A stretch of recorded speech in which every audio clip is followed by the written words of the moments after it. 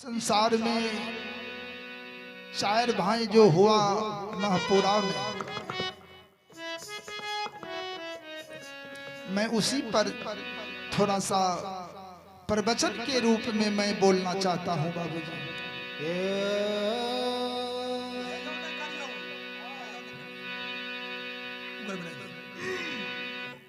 सरकार अब जो है संत बाबा किस प्रकार से इस धरती पर आया, मैं उस विषय में मैं कुछ बोलना चाहता हूं बाबूजी।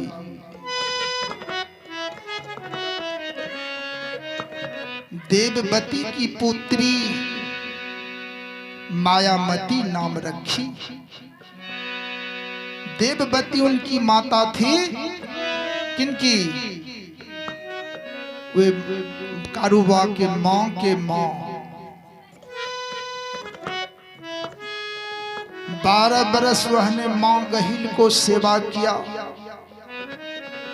नित दिन स्नान करके लोटा मौज करके जल उसमें भर करके और नित दिन मां गहिल का चौपायर का निपा पोता करता। चौपायर के निपते निपते मां को तलहत खिया गया। धूप दीप देते देते मां को नाखून खिया गया बाबूजी। 12 बरस जब बीत गई, मां गहिल ने दर्शन दिया और मां गहिल जो दर्शन दिया, मां गहिल प्रसन्न हो गई।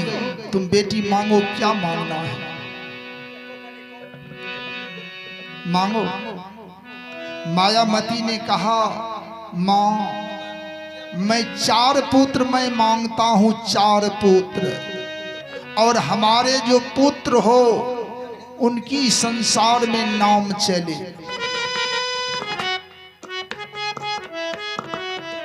मायामती का वाणी मां गहिल ने सुना, कहा ए मस्त बेटी, तुम जो ने तुमके भक्ति पर मैं प्रसन्न हूं, जरूर आपको 4 पुत्र जरूर अवतार होगा। मां गहिल ने वचन दिया और सबसे पहले चल गया देवलोक में। देवलोक में जो बैठी हुई थी सब साधु महात्मा, उनके बीच में जाके बाबा को प्रणाम किया। मां गहिल की आवाहन आने पर जतेक देव मुनि थे उस सब लोग ने मां गहिल के आसन दिया, जो अब तो कभी नहीं आते थे। आज क्या बात है जी तुम आया? मां गहिल ने कहा, बाबा मैंने मायामती को वचन दे दिया हूं, जे 4 पुत्र तो आपका इस मर्त भुवन में होगा। बाबा मैं इसीलिए मैं आया हूं। देवलोक की जो जितने देवता थे, कहा जाओ पहला पुत्र मैं नाम रखता हूं, उसका मेहनात खिरहर होगा, जो पढ़ लिख करके पंडित होगा और प्रवचन करेगा। वहां से आ गया, ब्रह्मलोक गया। ब्रह्मा जी ने कहा आओ आओ बैसो बैसो। मां गहिल ने कहा, बाबा मैं तो इसलिए आया हूं, जो मैंने भक्त का वचन दिया हूं पुत्र की। ब्रह्मा जी ने कहा, जाओ मैं वचन देता हूं 1 पुत्र होगा, जो उसका नाम साहिबी खिरहर होगा। उसके बाद मां गहिल ने चला गया कहां? कैलाश पर्वत महादेव के यहां गया और महादेव बाबा कैलाश पर जाकर के महादेव से विनय किया कि बाबा मैंने अपने भक्त को मैंने वचन दिया हो 1 पुत्र के, आप अपने अंश से 1 पुत्र भेजिए। शंकर बाबा ने कहा, ए मस्त मैं अपना अंश से जरूर भेजूंगा। जाओ महापुरा में कारू नाम से अवतार होगा, जो नित दिन गाय चरेगा और मेरा नाम पर पूजा करेगा, उसका दुनिया में जहाँ गाय गंगा धरती रहेगा तहाँ तक नाम मिटने वाला नहीं होगा। मां गहिल ने वचन दिया, वैसे ही हिया। सतलोक में जो वचन दिया, पहले मेहनाथ पंडित हुआ, उसके बाद ब्रह्मलोक गए, ब्रह्मलोक में जो वचन दिया वह निश्चय भी खिलेर हुआ। और कैलाश पर्वत पर जो वचन दिया वह संत बाबा कारू हुआ, जो नित्य दिन गाय चराते। और एक पुत्र ने मां गहिल अपना वरदान से उसको लक्षण नाम रखा गया। मां गहिल की बच्चन से लक्षण हुआ और देवलोक के बच्चन से मेहनाथ पंडित हुआ और ब्रह्मा जी के बच्चन से साहिबी खिरहर ने जन्म लिया और शिव का आशीर्वाद से संत बाबा कारू ने महपुरा में जन्म लिया। अब माय गहिल के बचन से लक्षण बाबा ने जन्म लिया। तो सरकार जब कारू बाबा का जन्म हुआ तो बहुत आनंद की बात है। और नित्य दिन जो है वह नुकचा में जाकर के महादेव के पूजा करके आते थे।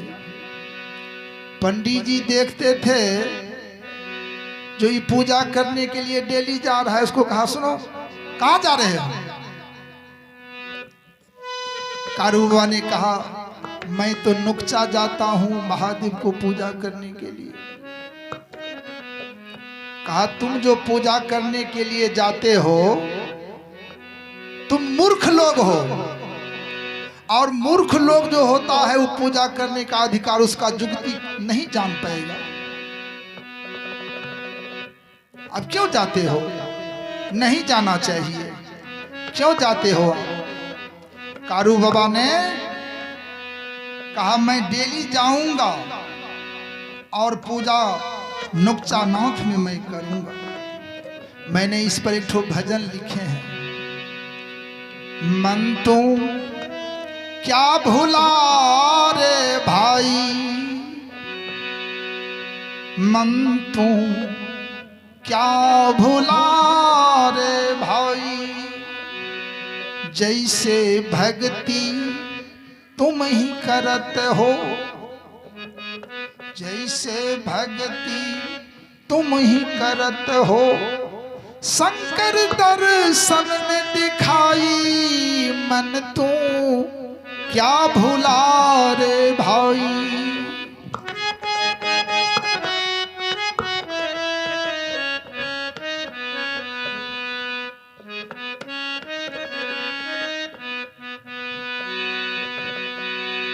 भक्ति करतु है परहल लिखल, मूर्ख भक्ति क्या जानी,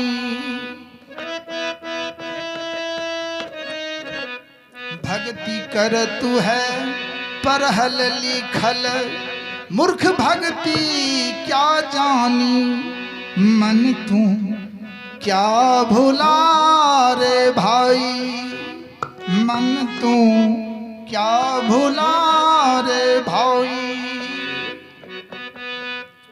बेरथ नुकचाओ नाथ तुम जाते हो, बेरथ भक्ति होई मन तू क्या भुला रे भाई।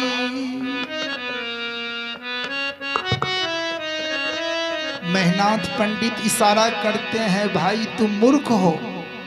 अब मूर्ख आदमी जो भक्ति करने के लिए जाता है उसके पास भक्ति नहीं हो सकता है। क्या जानेगा मूर्ख भक्ति का हल? जो पढ़े लिखे आदमी होता है वही भक्ति करता है।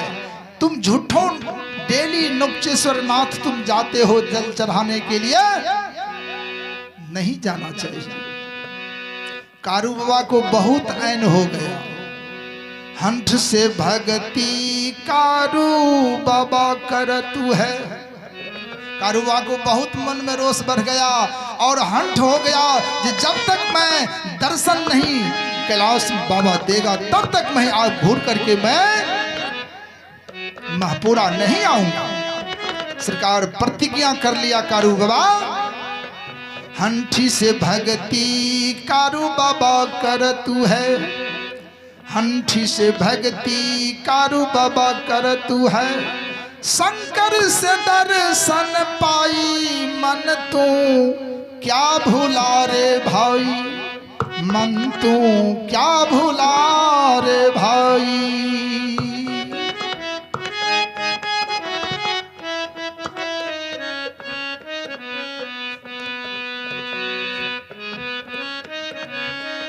कारू बाबा ने हंठी कर लिया, जा करके नुकचा नाथ में आसन मार के 7 दिन 7 रात उनको बीत गई।